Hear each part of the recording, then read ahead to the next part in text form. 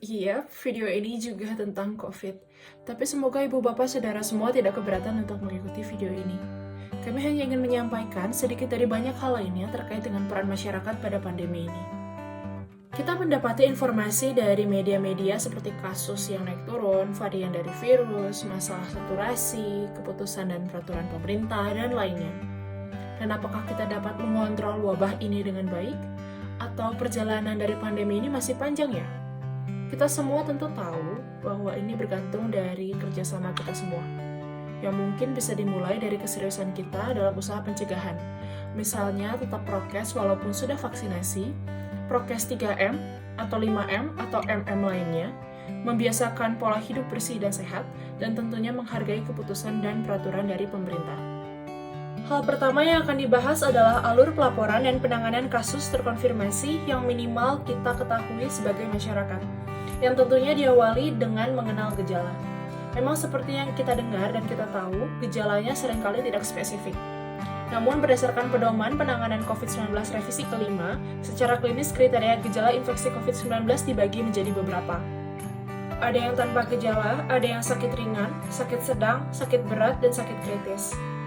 Untuk orang tanpa gejala tentu cukup sulit dan tidak ada dasar atau indikasi untuk melakukan tes swab, kecuali orang tersebut adalah kontak erat. Namun inti dari mengenal gejala adalah gejala sakit ringan. Jika sudah gangguan dalam bernapas, seperti sesak atau kesulitan bernapas, sudah pasti minimal gejala sedang. Untuk gejala sakit ringan sendiri, ada demam, batuk, nyeri tenggorokan, hidung tersumbat, merasa lelah atau lemas atau kurang enak badan, sakit kepala, nyeri otot, atau mungkin gejala dari pencernaan seperti mual dan diare, dan gejala spesifik seperti anosmia atau hilangnya penciuman, dan agesia atau hilangnya rasa di lidah. Jika saudara mencurigai gejala yang dialami merupakan bagian dari infeksi COVID-19, saudara boleh langsung melakukan tes secara mandiri atau atas keinginan saudara sendiri, misalnya seperti di lab atau di tempat lainnya. Atau, jika saudara ragu, saudara bisa berkonsultasi dengan pihak puskesmas terkait dengan gejala yang dialami. Apakah benar itu infeksi COVID-19, dan apakah perlu dilakukan tes atau tidak? Namun jika saudara sudah mengalami sesak, langsung saja ke UGD rumah sakit. Ya, melihat dari pembagian gejala tadi, tentu kita tetap waspada ya saudara, namun tidak cemas berlebihan juga. Tidak perlu kita dites secara rutin terus-menerus, namun bukan juga kita tidak mau untuk dites.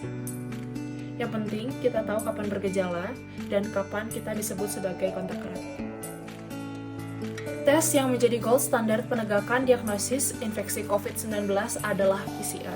Namun hal itu tidak mengurangi nilai dari tes rapid antigen, karena tes rapid antigen hasilnya cepat dan bisa dijadikan pegangan, apalagi dalam kondisi pandemi ini yang membutuhkan serba cepat.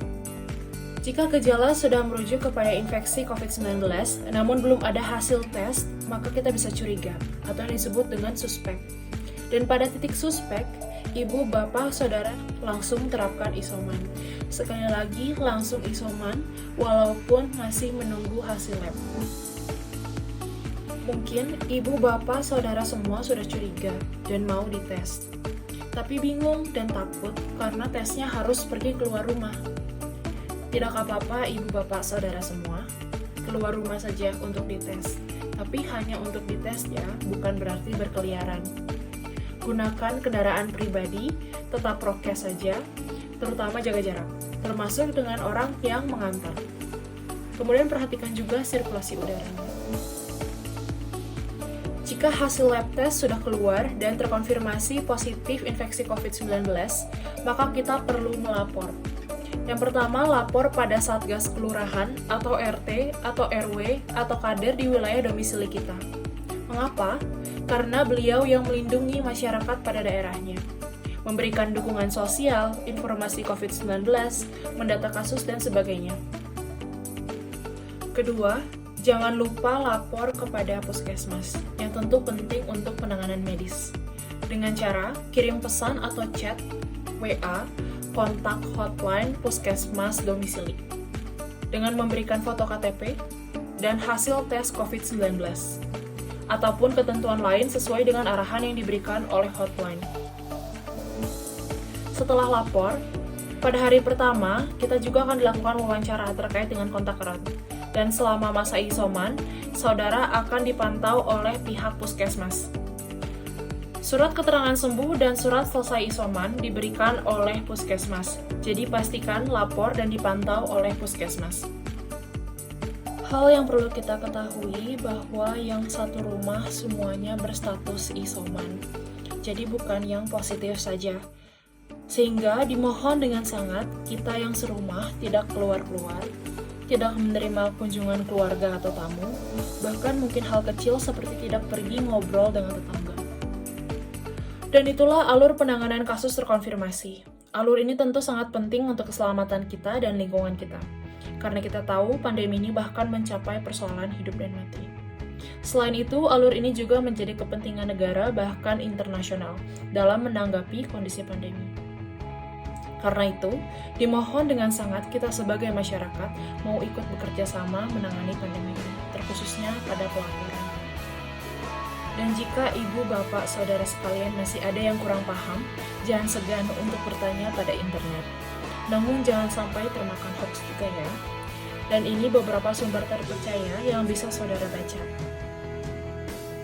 Kami berterima kasih kepada pihak universitas yang telah membekali ilmu, serta puskesmas dan pihak kelurahan di Cimahi Utara atas bimbingan pembentukan video ini.